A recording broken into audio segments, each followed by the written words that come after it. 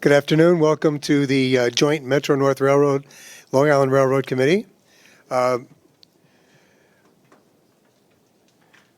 It's time for public comments. Susan, can you tell us if we have any speakers from the public? Certainly. Good afternoon. We have 6 members of the public registered to speak today. As a reminder, we ask that all public speakers adhere to the MTA's rules of conduct and decorum.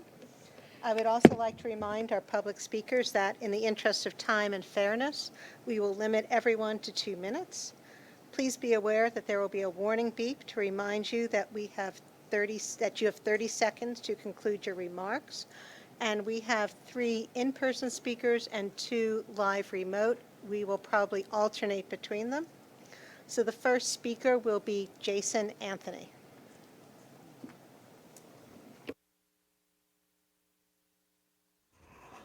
Good afternoon, Kathy. Rinaldi, Jason Anthony with Amazon Labor Union, the first independent worker-led union created, Kathy, guess where? Here in New York City.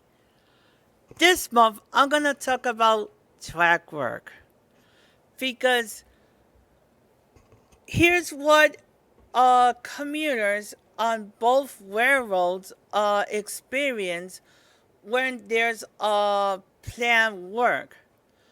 No alternative, let's say when the main line is shut down on the Long Island Railroad east of Mineola, they don't have no other alternative doing late nights. No other than not so nice. It should be Long Island bus. Long Island not so nice doesn't run late nights. And systems like in LA, they provide Uber vouchers of up to $50 when there's a service suspension or when there's planned service changes during the weekends. So like my union president, Chris Moll, says all the time, let's break the norm.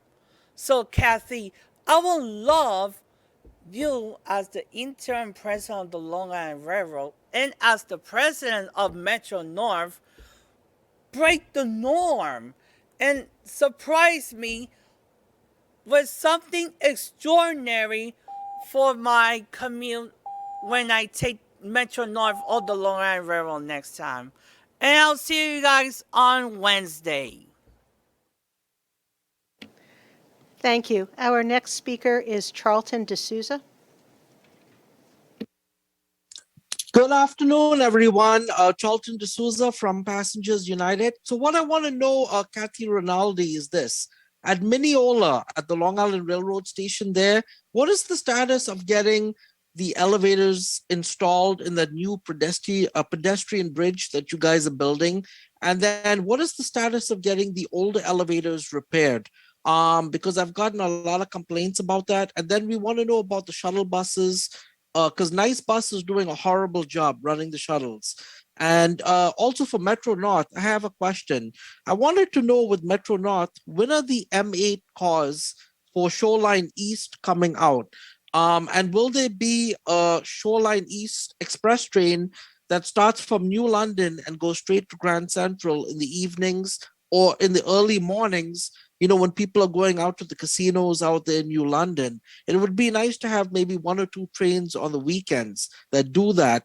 And then I also wanted to talk about the vending machines, because a lot of the vending machines throughout the systems are breaking down and the dates are not printing on the tickets. That is the biggest complaint that I've had. And I want to know, what are y'all doing to resolve that, being that you guys are switching to the new technology? And then I think the other thing that people wanted to know was with the train schedules this summer. They wanted to know if there'd be more diesel trains on the Oyster Bay lines, because you always take the diesel trains and switch them to the Montauk branch. which leaves very little service for the Oyster Bay and the other diesel branches.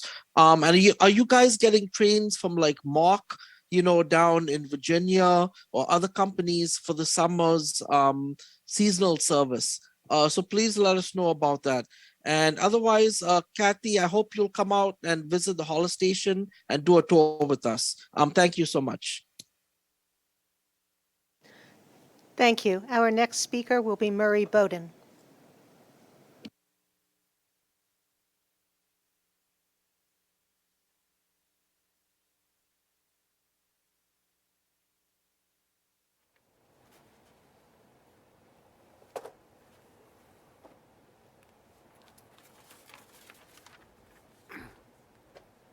Since we're kind of in a hybrid kind of meeting today, I will consolidate my two speeches for both the Long Island and Metro North into one, so only beat me once.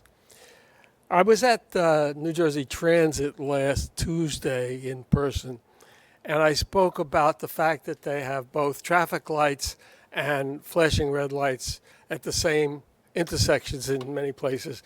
Because of global warming, we can't afford that, and distracted driving as well. You can't maintain two sets of lights at one place. It's confusing and distracting. So maybe, Kathy, you could work with Kevin and finally resolve the issue that because of global warming and the fact that we need to save electricity and maintenance and confusion, that we have one set, which is traffic lights. I mentioned in Florida that they have gates and traffic lights at the bridges over the canals, and being there in person, you could watch the people and you could see people nodding, yeah, I understand, because I've been in Florida. The Valhalla accident happened because they had flashing red lights and a woman never had been in a situation like that. The other issue is quiet zones. I started to do the calculations on, thank you. I started to do the calculations on quiet zones, and they are possible if you meet certain conditions. Well, on Long Island, at the 4 in East Hampton, there are 4 stations. If you meet the conditions for a quiet zone in any one area, you can meet them in the entire system. Quiet zones were determined when there were no traffic lights. Well, excuse me, I got mixed up. They were determined that at certain situations you didn't have to blow the horn.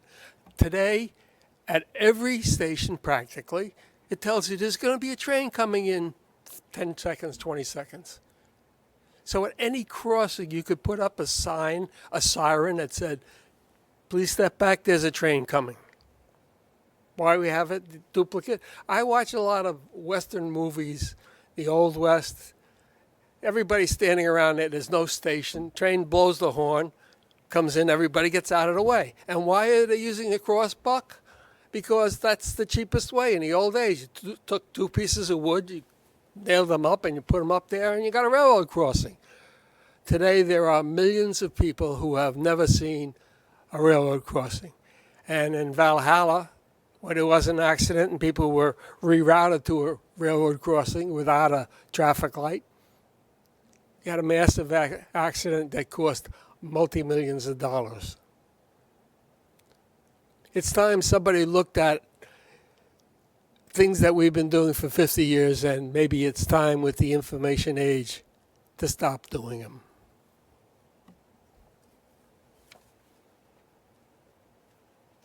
Thank you. Our next speaker is Andy Pollack.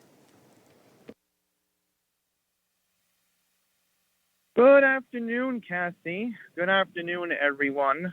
So I want to make 2 points that I had submitted for the registration earlier this afternoon.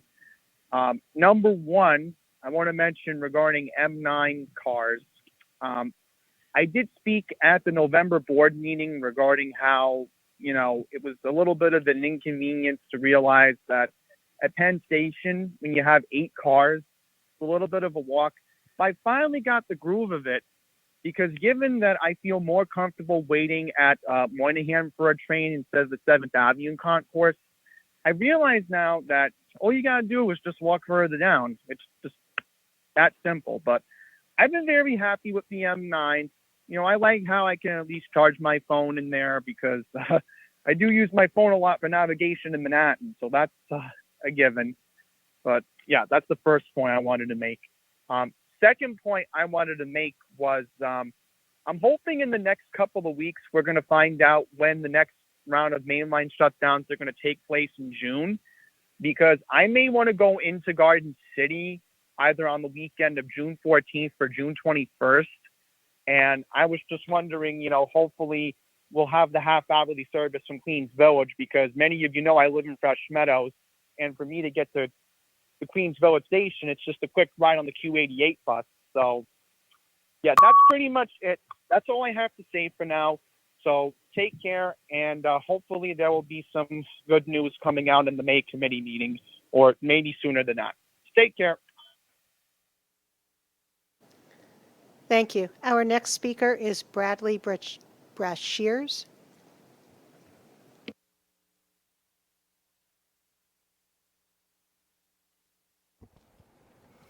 Good afternoon. I'm Bradley Brashears, Planning Manager at the Permanent Citizens Advisory Committee to the MTA PCAC.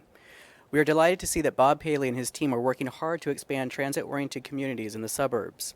Today, this committee is receiving information regarding an agreement between the MTA Mill Creek Residential Trust for the next phase of a new Westbury TOD project, which will ultimately transform a parking lot into a mixed-use development. This will not only bring the MTA much-needed revenue, but will help revitalize Westbury and provide much-needed housing and walking distance to the train station, helping to get drivers out of cars. It's a win-win-win situation. We also want to make a plug for improved connections and fare agreements at region-wide commuter rail stations with suburban bus operators. Improved coordination between the MTA and suburban agencies is crucial if we truly aim to mitigate the impacts of climate change by providing riders with more long-term, flexible, and affordable options. Every day is Earth Day. On the downside, while nothing like the horrific tragedies that have been seen on the subway, total major felonies are expanding on the commuter railroads. The lion's share goes to grand larceny. So far in 2022, there have been 14 more incidents than this time last year in 2021 for Metro North, and 7 more for Long Island Railroad. We look forward to hearing from MTA Police on what is being done to reverse this trend. As the MTA is trying to get people back on board, riders need to know that they will be safe no matter the severity of the crime. In closing, the PCAC and Metro North Railroad Commuter Council would also like to thank the MTA, and Kathy Rinaldi in particular, for celebrating our dear friend Orrin Getz at the Nanuet Station last Thursday. The event was well attended by senior leadership, board members, elected officials, family, friends, and members of the media. Orrin fought tirelessly to improve conditions for Metro North commuters, especially those in the farthest reaches of our region, like those west of Hudson. Now, when riders wait for an express train, which was made possible by Orrin, they will be able to thank him as they gaze at the plaque that bears his name in the beautiful new platform shelter. Thank you, Orrin, and thank you, MTA. Thank you. Our final speaker is Christopher Greif. Good afternoon. I'm Christopher D. Greif, and I definitely agree with Bradley, who is also will be working on the Freedom Ticket as well, and helping the Earth Day as well. We do need to remind everyone to use trains and buses. That will help us to keep the environment, the Earth, safely. But at the same time, also, we need to continue working ship with accessibility. We have a lot work on with Long Island Railroad, but we also need to work on Metro North as well. Part of my representing my groups in the other borough of the Bronx, my counterpart in the Bronx from the DD Council and the Advisory Council are still waiting for finding out when is their ADA task force meetings. Please let us know when those meetings are. Very important. But I do want to thank Long Island Railroad Cares, because they've been helping a lot of people with disabilities, because not all disabilities are shown. There are hidden disabilities, but we do want to thank the Long Island Railroad Cares as well, who helps them very much. And I hope we can still work on the the Freedom Ticket. So therefore, we can make sure that customers can get on a decent price to get on from railroads to the subway to a bus. Please make sure that we can all work on this together. and make sure that we are trained or try to be tested on the Omni card in the future. Let's also remind ourselves that I do want to thank everyone who are still continue advocating for all the railroads to make sure signages are up to date, and we need to work together to make sure that a lot of the accessible stations are up to date. Thank you. Thank you. Chair, that concludes the public comment session. Thank you, Susan. As far as the approval of the minutes goes, we have no quorum, so we will approve those last minutes next meeting. Next, Kathy, about the Metro North Railroad and Long Island Railroad work plans. There are no changes to either the Metro North nor the Long Island Railroad work plans. Okay, so now we have the agency reports from our president. Good afternoon, everybody.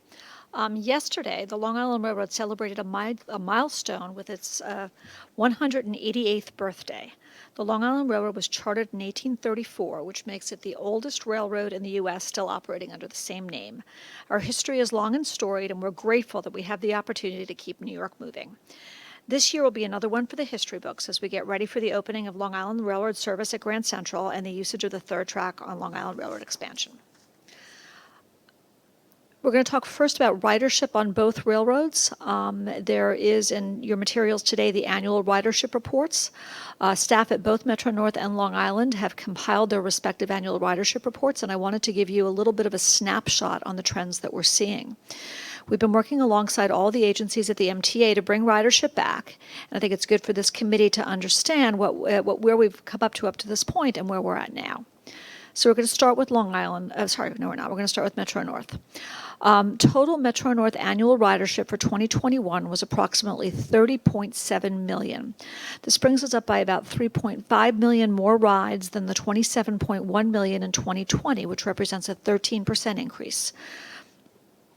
Our annual ridership report, which is in the book, breaks down the ridership statistics in several ways and with a bit more detail.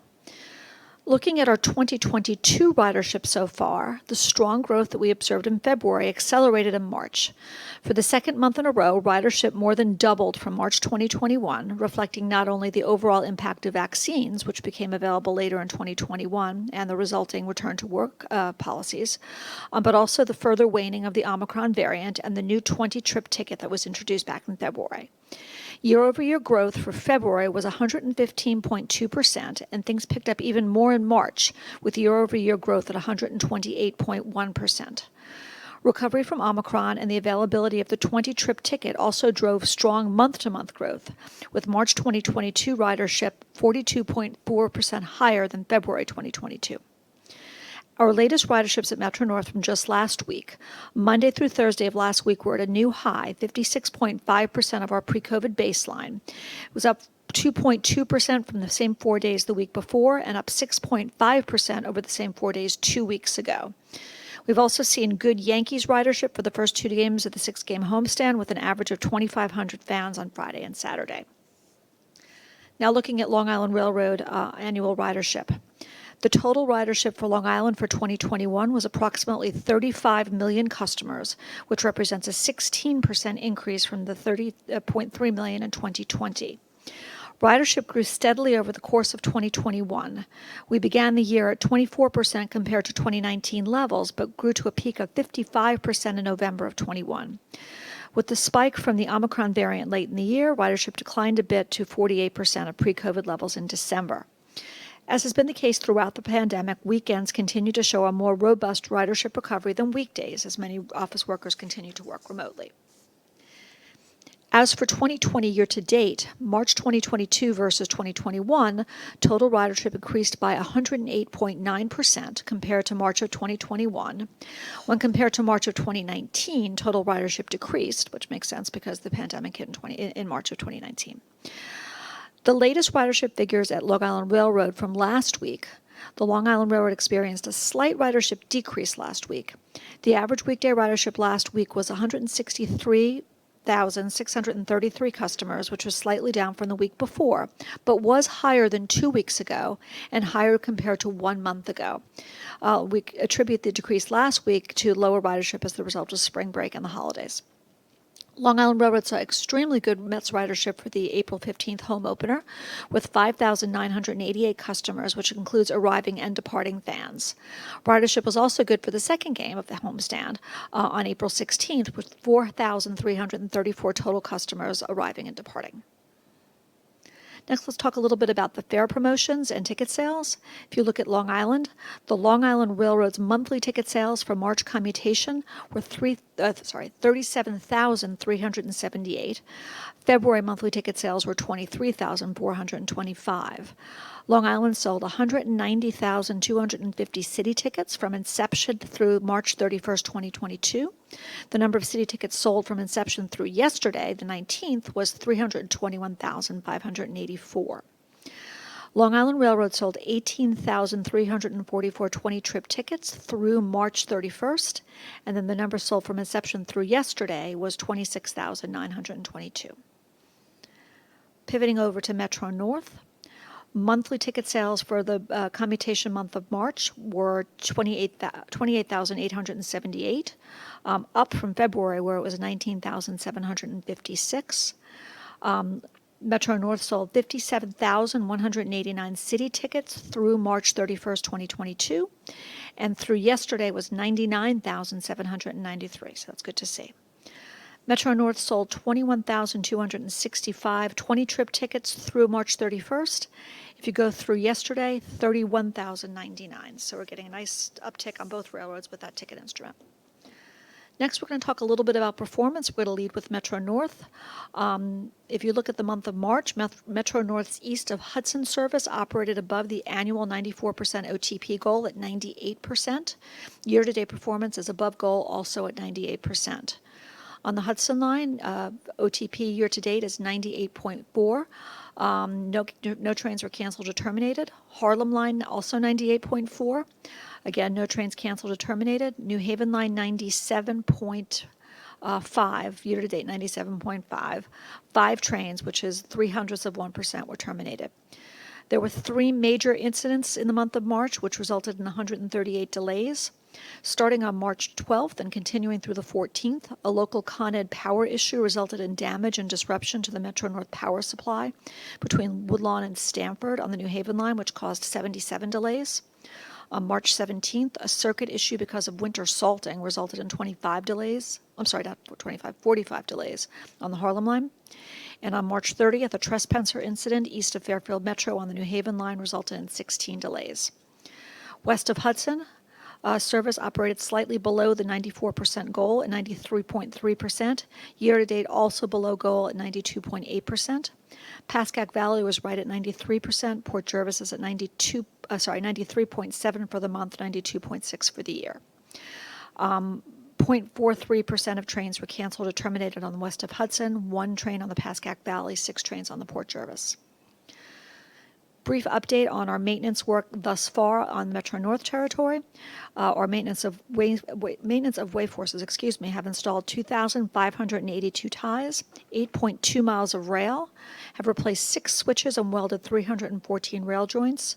Crews have begun the switch replacement project at one of our critical interlockings on the Harlem line between Crestwood and Scarsdale, and they've also begun replacement of the obsolete miter rails with thick web miter rails on the Saugatuck River movable bridge in Westport.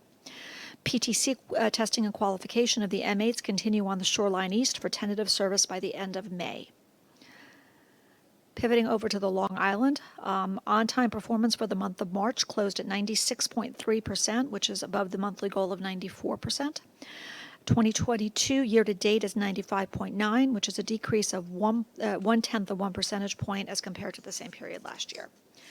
There were 7 incidents in the month of March that resulted in 10 or more later canceled or terminated trains, the most significant of which was a disabled Amtrak track car at Herald on March 13th. This particular incident affected 45 trains, delayed our customers an average of 12.6 minutes, and actually reduced our monthly OTP by 0.2 of 1%. Pivoting now to the Long Island Railroad track work programs, our committee book today contains an information item for Long Island. We'll have a new timetable in place starting May 23rd. We're at one of the busiest times of construction season, and forces and contractors will be out there working across the system in earnest. On the weekend of April 30th, May 1st, next weekend, Denton Avenue Bridge replacement in Garden City, the main line will be out of service for 38 hours. On Monday, May 2nd through the 5th, and on May 9th through the 12th, the single main track on the Montauk branch will be out of service between Wye and Montauk on overnights to support track maintenance and mud spot remediation. Bus service will replace trains for approximately 5 hours each night.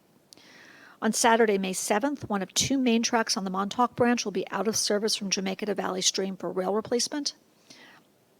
On May 14th through the 15th and the 21st to the 22nd, those weekends, both main tracks on the main line will be out of service for 48 hours between New Hyde Park and Hicksville to support the realignment of rail and divide interlocking near Hicksville for mainline expansion. Long Island Railroad Engineering will be piggybacking these weekends, removing a switch in Queens interlocking as part of the Queens interlocking project. Teams are busy and hard at work on all of these projects that will continue to make the Long Island Railroad stronger, more robust, and more reliable than ever. And we ask that customers check the Long Island Railroad Train Time app or MTA.info for the schedule changes coming on May 23rd before they travel. Now we've got a bit of news from both railroads. The first thing to talk about, which is very exciting, one of our speakers mentioned it, is the TOD at Westbury. We've got a very exciting project coming up near Westbury Station. It's something we've been talking about for years on Long Island, and we've seen successes in these types of development across the MTA network. TOD developments make smart use of space around our train stations, offering unbeatable access to the MTA network. Mill Creek Residential has been selected to design and construct a mixed-use, transit-oriented development at our Westbury Station. In 2019, the Village of Westbury rezoned a 25-acre area in its downtown, including the former Long Island Railroad commuter parking lot, to encourage new housing opportunities within walking distance to the train station. The village's rezoning was enabled by the support of the New York State Department of State as part of its Downtown Revitalization Initiative, which provided the Village of Westbury with resources to develop a comprehensive new vision for downtown Westbury. Mill Creek will design and construct a new residential community of at least 200 homes and will create a new public open space that will improve Long Island Railroad customer connectivity to the station, enhancing the improvements that MTA has recently made as part of the mainline expansion project. As part of the expansion project, the Westbury North parking garage was built and opened this past August of 2021. The new 24/7, 683-space parking garage, located right next to Westbury Station, has dramatically expanded parking opportunities at the station and has freed up the former parking lot for development. We're excited to welcome more potential customers and to see the Westbury Station area become truly alive. Next, hopping over to Metro Northwest of Hudson, as one of our speakers mentioned, this past Thursday, we opened the rebuilt platform shelter at the Nanuet Station in Rockland County. This new shelter has modernized station amenities to enhance the customer experience over west of Hudson. We dedicated this platform shelter in the memory of Orrin Getz, who was a frequent participant in this meeting over the years. Orrin was the vice chair of the Metro North Railroad Commuter Council. The Nanuet Station is the Pascack Valley's busiest station in New York, with approximately 600 daily customers prior to the COVID-19 pandemic. The new shelter welcomes riders with new benches with USB connections, LED lights, a fully glass-enclosed waiting area, heating, a wooden ceiling, and directional signage on the exterior of the new shelter. It's been redesigned in accordance with the ADA. Communication and security enhancements include the installation of a new speaker and camera inside the shelter and help points, and are topped with a high-density LED beacon to provide high visibility and to help deter potential crime. In addition, as part of the CSI, the Customer Service Initiative, crews have installed a kiosk that displays real-time train departure information. Part of this improved customer experience is due to Orrin's efforts over the years. Orrin was a leading voice for all Metro North riders, but especially for our west of Hudson customers, being a Pascack Valley rider himself. The shelter has been deservedly dedicated to Orrin in recognition of his accomplishments and years advocating for improved service on behalf of his community. And I want to thank Randy, obviously was there. Norman made his way up from Brooklyn to come. It was really a lovely event, so I want to thank everybody for participating in this event last week. This is Orrin's family on the bench that's being named in his honor. More exciting news for Metro North, City Winery. So this is great news in the quest to get more tenants back into Grand Central post-pandemic. This is subject to MTA board approval. I think it's gone through finance. City Winery has a robust existing customer base at locations at Pier 57, Rockefeller Center, Greenwich Village, as well as locations in Boston, Atlanta, D.C., Philadelphia, and the Hudson Valley. They're known for their live music events, and this location will focus on their farm-to-table menu, their unique selection of wine with ambient background music. It's a license agreement for the operation of a full-service restaurant, a bar, gastropub, and grab-and-go food and retail space at GCT. It's 3 years with a 1-2-year option, and this is going to really revitalize Vanderbilt Hall in a way that I think is going to be very exciting for our returning customers. We have a second licensing agreement that's also up for approval that went through finance for Manhattan News, Inc. for a retail convenience location at Harlem 125th Street Station in East Harlem. Next, now that we're hopefully turning the corner on COVID, we're restarting again our Connect With Us events. Tomorrow, I'm going to be joined by senior staff from Metro North and some folks from CDOT.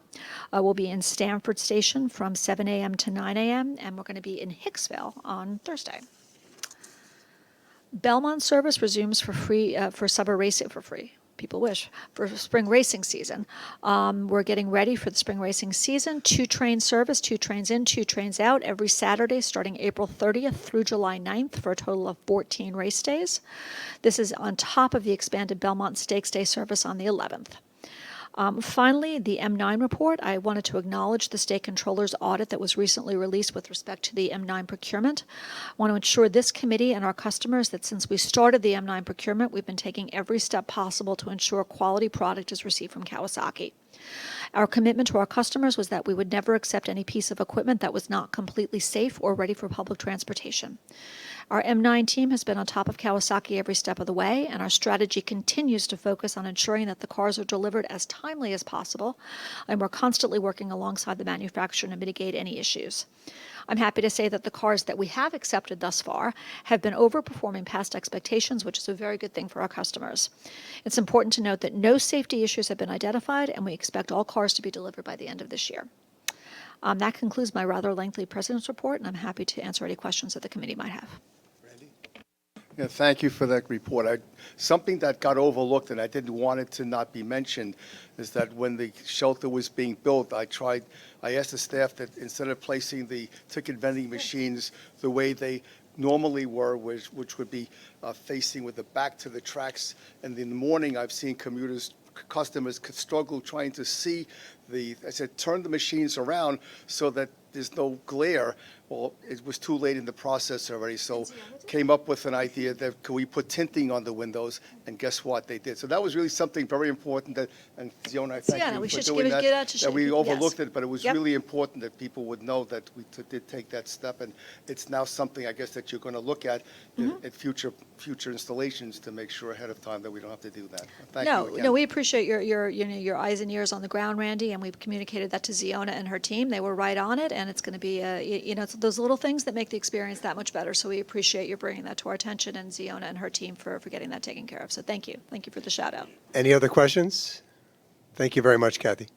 We're going to move on to Metro North Railroad Safety Report. Shelley Prettyman, Vice President of System Safety, will report. Thank you. Good afternoon. Metro North Safety Report can be found starting on page 36 of the committee book. So to start off, for the 12-month reporting period ending February of 2022, the FRA reportable customer injury rate was 1.75 per 1 million customers, which was down from 2.03 in the prior 12-month reporting period, which ended February 2021. Slips, trips, and falls remain the most frequent cause of injury. The FRA reportable lost time employee injury rate was 2.04 per 200,000 work hours for the current reporting period, compared to 1.88 in the prior period. I just want to note, as we've reported in prior months, the working hours used to calculate the employee lost time injury rate were estimated because of the global issue affecting the MTA timekeeping system. So the affected rates will be updated after the working hours are finalized. As part of our employee safety programs, Metro North held our first quarter Safety Focus Week from March 14th to 20th. And as part of Safety Focus Week, we have interactive discussions with employees on key safety topics across the territory. This time around, the topics discussed included incident reporting, motor vehicle safety, using appropriate gloves for a task, fuel storage, electronic device restrictions, and the expansion of federal drug and alcohol testing to include certain maintenance of equipment employees. So we keep an eye on trends and choose topics based on what we're seeing in the field and also news for our employees to know related to safety. So at each meeting, employees are encouraged to raise any additional topics they have, ask questions, and raise safety concerns, and any issues that are raised during those conversations are communicated back to the Office of System Safety for resolution. So I also want to note that for the reporting period and year-to-date, there were no grade crossing incidents, no mainline FRA reportable derailments, and no mainline FRA reportable train collisions. So that concludes my report, unless there are any questions for me. Thank you, Shelley. Thank you. We'll move on to Long Island Railroad safety, and it's going to be Lori Ebenhausen. I want to say good morning, but that's not the case here. Good afternoon, everybody. So our safety report can be found on page 39. In Simona Metro North, we're reporting on our performance through February 2022. Our reportable customer injury rate was down from 4.69 down to 2.74 injuries per million customers. And our reportable employee lost time injury rate increased from 3.47 to 4.09, again with the caveat that that will be adjusted once the hours are finalized. We also had our traditional focus day on March 23rd, on or about. We focused on the importance of rules and our employee compliance observation program. Again, very important to us that we're engaging in conversations with our employees in the field to understand how they're experiencing safety and to make sure we have a clear understanding of their expectations as well as ours.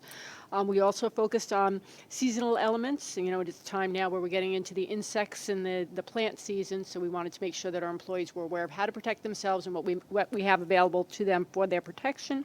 Finally, we focused on our confidential close call reporting program and our system safety program plan, making sure that we're sharing information about both of those two critical initiatives with our employees, and happy to answer any questions anyone may have. Thank you, Lori. Well now, oh, sorry, Jerry. Yeah, and this would go for both railroads. Is there a baseline safety training that the employees need? You know, I come from the New York City construction industry, and you know, all our work is required to have 40 hours of training, and if you're in supervision, you have to have 62 hours of training. Is there a baseline for the railroads? And I know I might be comparing apples to oranges here, but you know, like we have OSHA 30 as our baseline, and we build off of that. Does the railroad have anything similar to that? So actually, there's constantly throughout the employee's career, they get safety training. As a new employee initially, in addition to a 3-day standard orientation, depending on what craft you're going into, you may get up to an additional 10 to 20 days of safety training before you even go into your craft training program. So everything from confined space entry to CPR to slip, trips, falls. So it's all of the OSHA as well as the FRA focus. We then have annual training programs that we do. So as example, on-track safety is an annual training requirement. So again, throughout the course of an employee's career, we do provide them with various training programs. Does that help? Great, thank you.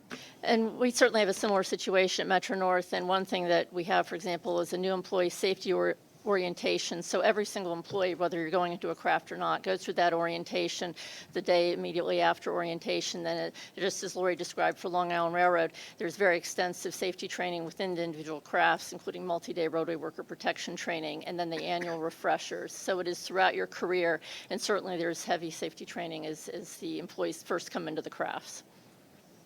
Great. Would that also apply to your vendors? Like when, say, Long Island Railroad's doing a bridge replacement, and you're bringing in outside contractors and stuff to do some of that work.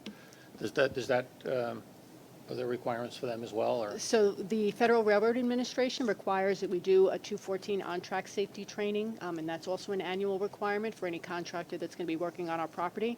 In addition to the focus on the 214 track safety requirements, we do talk about OSHA and make sure that they understand that we expect them to follow all of the other federal regulations and requirements as well. And Okay, that's great. an annual training. Okay. Yeah, so Answer my questions. it's- Thank you. Good. And now Chief Montgomery is going to give us the MTA police report.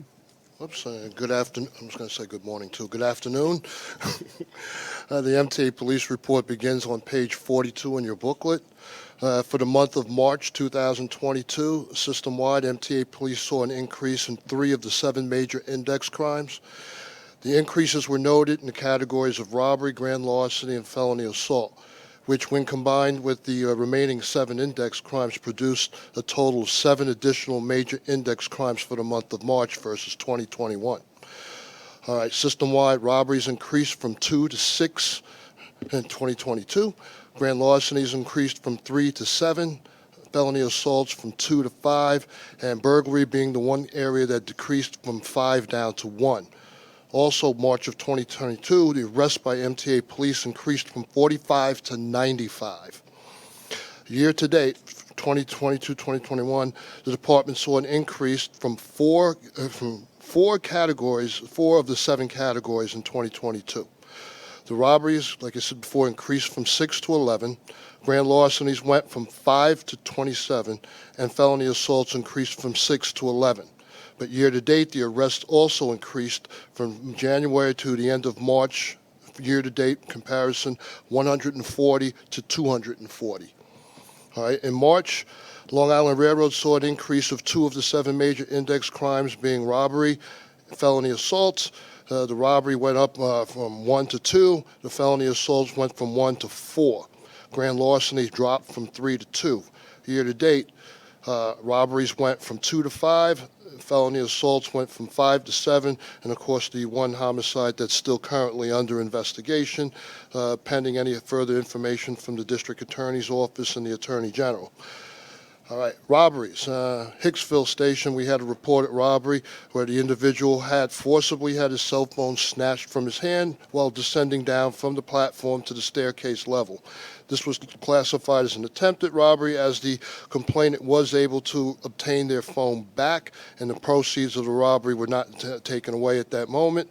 As of right now, we're still trying to investigate. However, the complainant is, for this particular case, is uncooperative. The other robbery is listed for Jamaica Station, where 2 individuals entered one of the stores on the concourse level and began shoplifting in said facility. When the establishment owners attempted to recover property, a fight incurred where injuries were sustained by the complainant, and the complainant, after further investigation and interviews, was also deemed as uncooperative. All right, grand larcenies. One took place in Hempstead Station, where the victim actually left her bag on the seat while using the restroom facilities, and when she came back, credit cards and everything else contained in it were missing. Jamaica Station, passenger witnessed on board the train, the victim's wallet being removed from a person while they were asleep. Upon notifying the victim that they wound up losing their property, a search was conducted for the train, but the individual had fled off the station. This incident is still currently under investigations. Both of these grand larcenies have been attributed to actions of customers on board that are not paying proper attention to their items, but we're also going to try to step up our patrols on these trains to ensure that there is something to be said that if you're going to try and do that, that you might actually meet up with the law. Felony assaults have also went up 4 around Clackamas Station, which had 2 people in a altercation over some lewd and lascivious activity. One wound up being arrested for lewd and lascivious activity. The other person in the altercation ended up stabbing that person, and as a result, both parties were placed under arrest. Wyandanch Station, we had 2 people probably known to each other out on street level, had gotten into an earlier altercation. They later on met up at the Wyandanch train station, of which one individual attempted to slice and did actually slice the other individual in the ear at the train station. Both of these incidents are still under investigation. Jamaica Station, there was one thing that I would classify as felony assault, but also deemed with a bias crime attachment to it. Individual used anti-gay Semetics to the individual, and then upon officers trying to take him under arrest, he wound up injured. Officers wound up injured. That case has been closed out by arrest. 4th one was in Penn Station. an individual acting disorderly upon the concourse, upon the officer's ability to try to take him into custody and remove him from said location. A struggle ensued, and the perpetrator wound up being placed under arrest, but the officer sustained injuries as well. 3 of the 4 incidents were closed out for the felony assaults by arrest.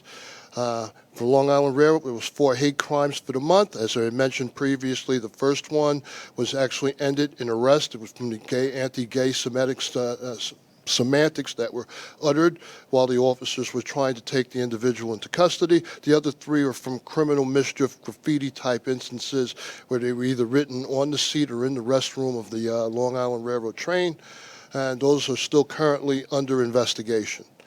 Switching over to Metro North for the month of March of 2022, Metro North saw an increase only in 1 of the 7 major index crimes. It turns out to be grand larceny, which went from 0 in 2021 to 5 in 2022.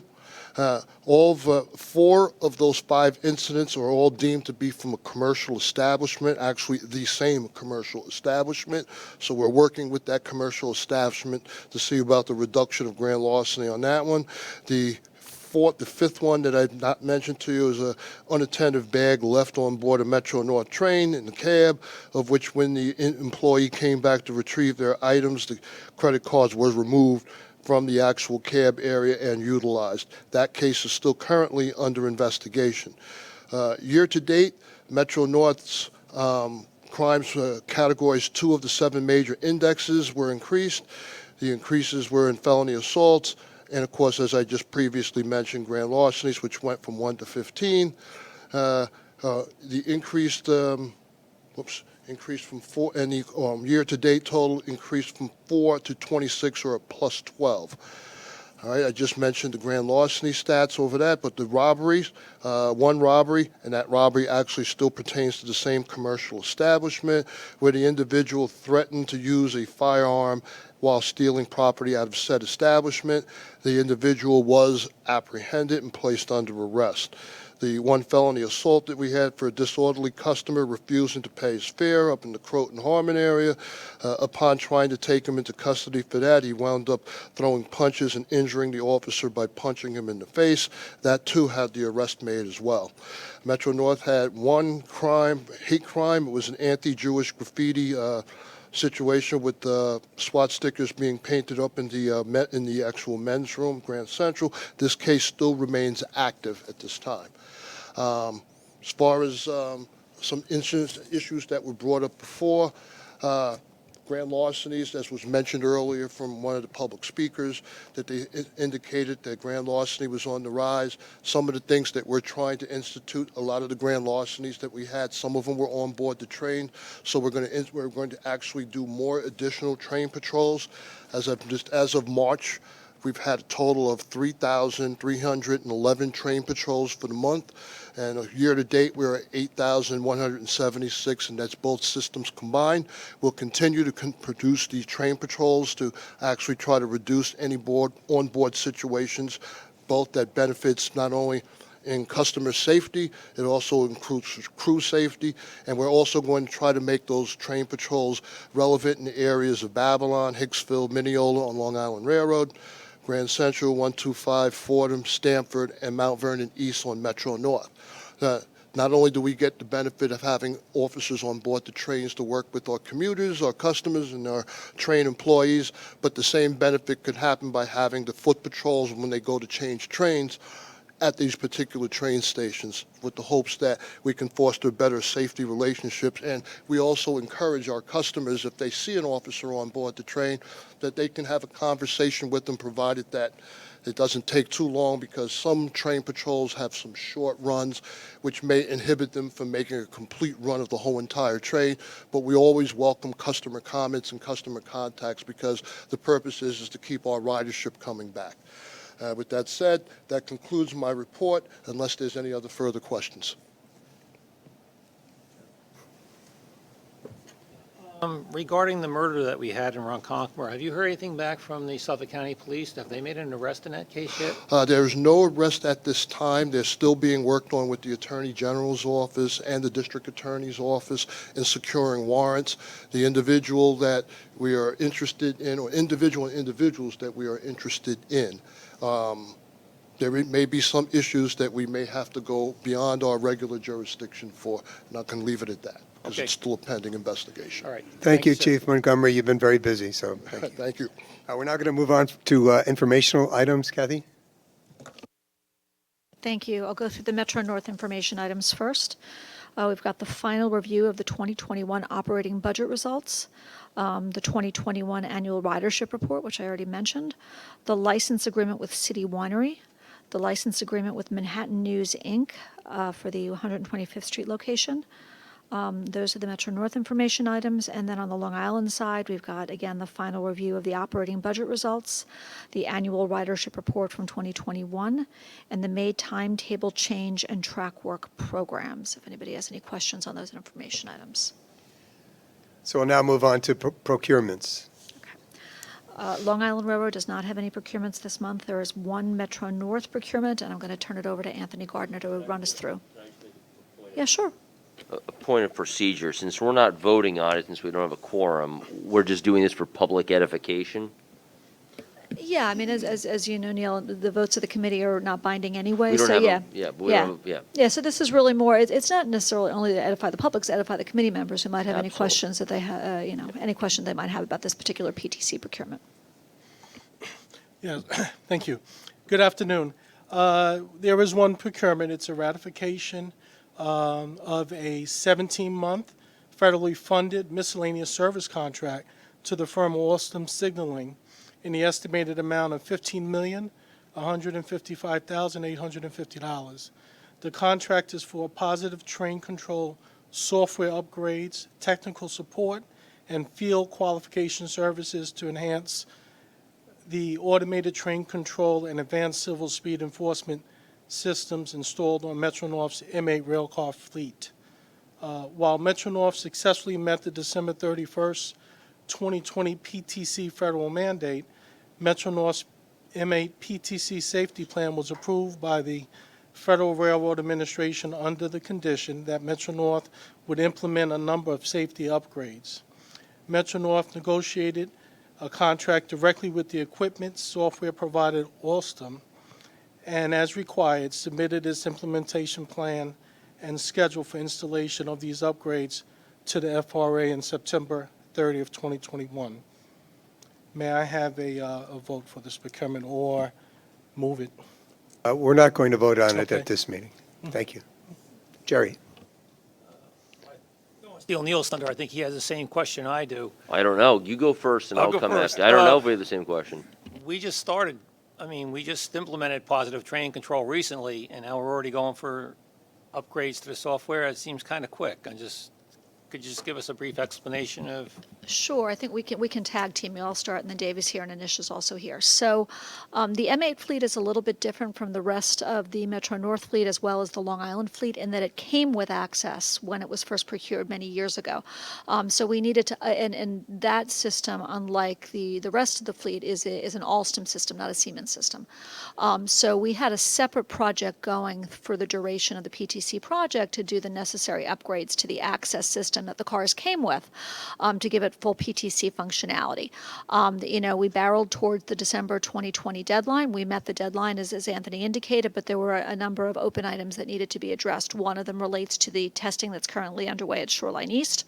There's also certain items to bring the performance of the M8 fleet and how it handles certain issues related to the positive stop to make it consistent with how the rest of the Siemens fleet handles those items. So it brings the fleets into alignment and handles some of these open issues.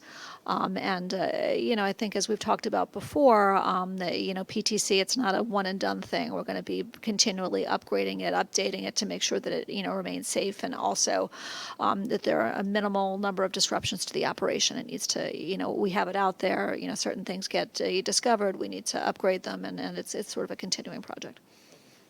Okay.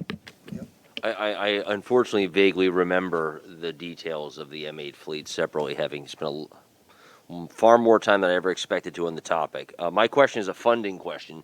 You mentioned federally funded. Is this federally funded? I know it's federally mandated. When did it become federally funded? There's a federal loan, and behind the loan is, I believe, federal funding of the. Can we get a little crisper on that? Because there's course. yeah. Do we Absolutely. get reimbursed? Is that Well, I mean saw it's a reimbursement? 65% was being paid for Was by CDOT, Connecticut. yep. By So Connecticut. if they're paying 65% and we're paying 35, sounds like the federal government's paying zero.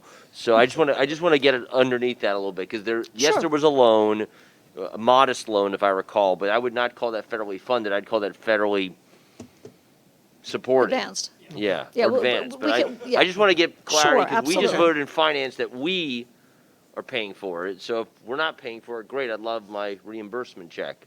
Yeah, we'll get you more information with respect to the 35%. Yes. Okay, there are no procurements for Long Island Railroad, and we're going to move on to the railroad's monthly reports. So as is the case every month, the monthly reports on Long Island and Metro North operations, performance metrics, finance, and ridership are in the agenda book, and we're all here to answer any questions that you might have. With no questions, I'm going to move that we adjourn. All in favor? Aye. Thank you very much. Thanks, everybody.